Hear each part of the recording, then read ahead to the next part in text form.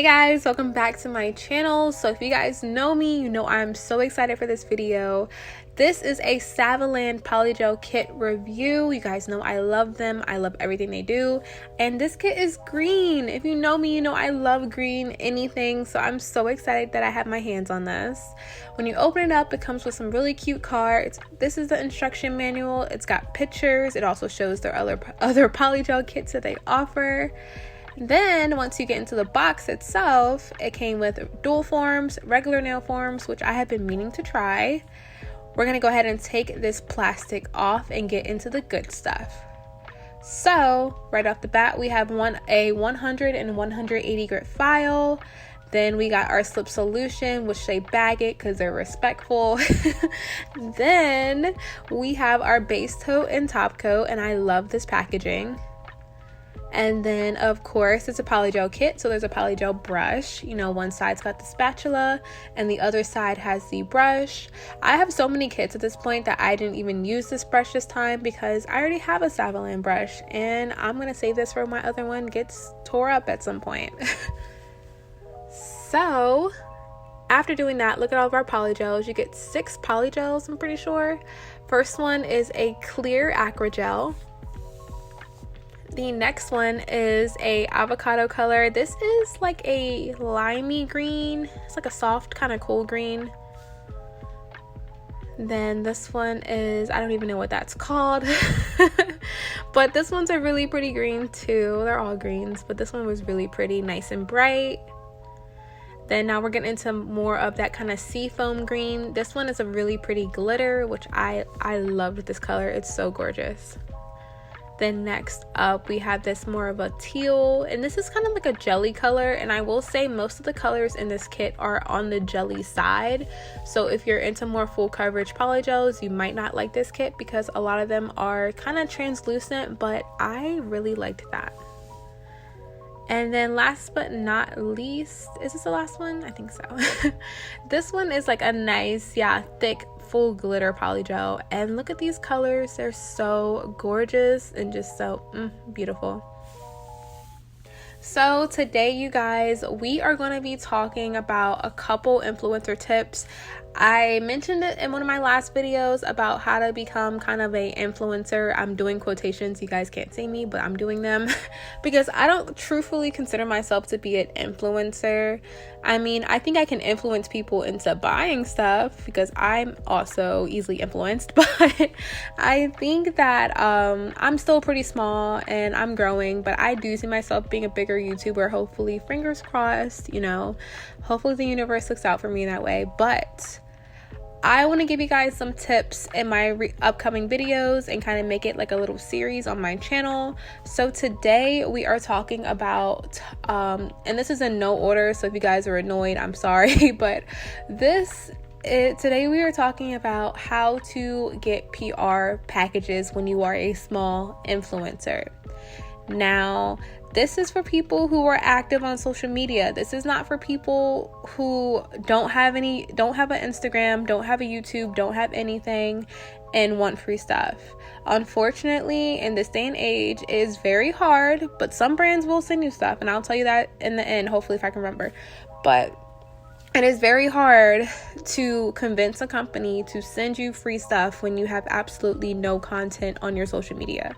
So I'm going to give you guys some tips and tricks. So I will say, if you are somebody who is like a smaller YouTuber or even a smaller Instagrammer, if you want free things from anybody, you are going to have to put a little bit of work in. And when I say work, it just means you're going to have to post what you're into. Now, I'm not a big poster. If you guys follow me on Instagram, I'm a post and ghost, and that is terrible. If you want to be an influencer, post all the time. I promise you it will make the most sense, and we'll talk about that in another video. But I'm a post and ghoster. I like to post, and I don't really like to be on social media too much because I can literally sit there and waste the whole day on TikTok and on Instagram doing nothing. So I like to get on and post what I need to post and get off. But I will say, if you are someone who's active on social media and you are somebody who likes to post things that they like if you are into nails, you're posting nail pictures that you do, you're posting inspiration, you're reposting brands, that will get you noticed by these brands.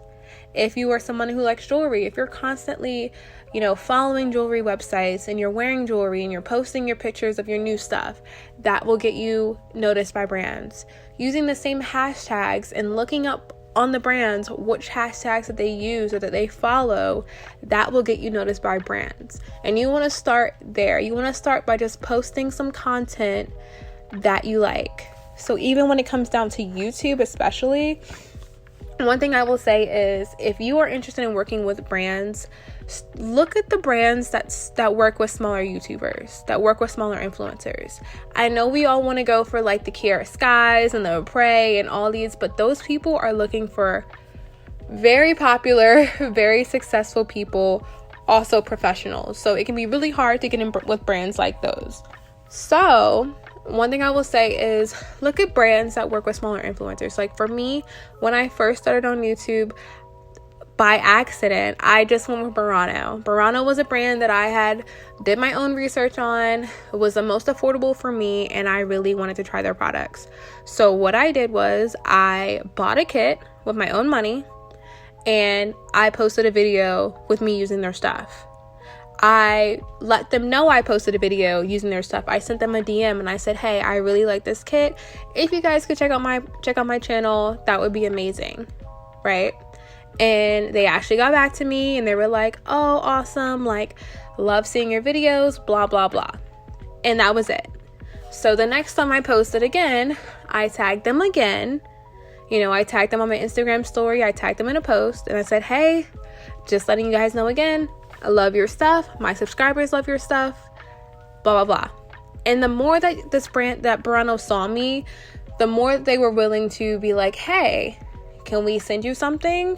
Or hey, would you like to review this on your channel? And that's just kind of how things go. So definitely choose a brand that is very active on social media and actually responds to comments and actually responds to DMs. And just choose a brand, invest in a kit or invest in a couple of their products and just just film content and just post content. And I promise you, they will want to reach out to you at some point. And it may take a little bit, especially depending on the size of the brand. Some brands may not, they may be crickets, Some brands may leave you on red and you have to be okay with that. But I would say, definitely choose a brand that suits you, that you want to work with, that you believe in. And I promise you, they will see you. The same thing happened with me in Savalan. I bought their kit with my own money, filmed a couple of videos with the kit. Every time I filmed a video, I let them know that I was using it. And it came down to them sharing my stuff or reposting my story or liking my story to the point where it got to where we developed a relationship because we just kept talking to each other, and that's what you want. You want to kind of let these brands notice you because you're active, because you're actively supporting them. They'll start supporting you. So that is one thing I will say definitely do. And also you want to do your research on what brands have brand ambassadors and what requirements they need from their brand ambassadors. Like some companies, they want you to have 1,000 subscribers, at least, at the bare minimum. Some companies just want to see you have a big platform on some kind of social media. So you just have to remember to look out for those and kind of sometimes start small, like sometimes start with those more indie brands, those brands that aren't quite heard of, those newer brands, and try out their stuff. Because a lot of times with coming up in search, and I'll do a video on how to come up in search a little bit higher. I'm not the best, but I'm not even close to the best actually, but I'm still learning, but I've learned some myself. But if you buy a brand and they don't have a lot of videos, be that person who's posting those videos on this brand. I promise you that company will see it because they'll be like, oh, who's tagging me? how people are tagging me out of nowhere and we haven't done, you know what I mean? Like people will the brand will notice it and they will, you know, either hit you up. If they're respectful, they will hit you up, or even you hit them up and say, hey, I see that you guys don't have a lot of videos on your product. I love them, my subscribers love them. Hey, can we work out a deal to where either you send me, you know, products in exchange for reviews, or where we can, you know, maybe you send me products and for exchange of a commission with a discount code. It just depends, and it's up to you to kind of figure out, you know, what you feel like you're worth. I will tell you now, when it comes to working with brands, a lot of times your first option with brands is gonna be an exchange of goods, an exchange of you post content for them. A lot of brands will tell you exactly what they want, so you post content for them, and then in return they will send you free products, and you know, that just happens. Once you get to be a little bit bigger, a little bit more confident, then that's when I would say start, you know, figuring out what you're worth, you know, figuring out what people are willing to pay you. And I promise you, some brands will say, okay, like, we can do that, or they'll negotiate with you. A lot of brands are very much willing to negotiate, and other brands will sometimes say, no, I'm good. And you have to be okay with that. That's just, it comes with the territory, and it can be hard because, especially if you're someone like me, I do not ask anybody for anything. I don't like asking people for stuff. I don't like handouts. I work really hard. I currently work 2 jobs, and I work hard for the things that I have, and I'm willing to work for anything and everything, especially happiness.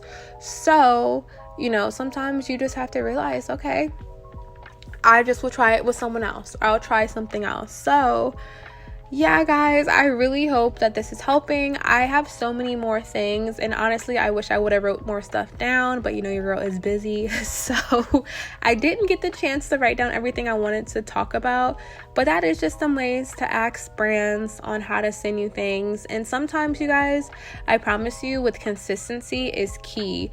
Once I became consistent in posting, and I'm not even being consistent right now, which is crazy, but once you're consistent with posting content, brands will hit you up out of nowhere. And one way to make sure that brands are able to hit you up is put your email in your bio. Put your email in your description box. Put your email on your Instagram handle. Let these brands know how to contact you, because sometimes these brands don't know how to contact you, so they can't send you free things. So always make sure it's in there somewhere. And it's okay if you have to go through rejection. It's okay if a brand doesn't want to work with you right now. I promise you, I've been through that.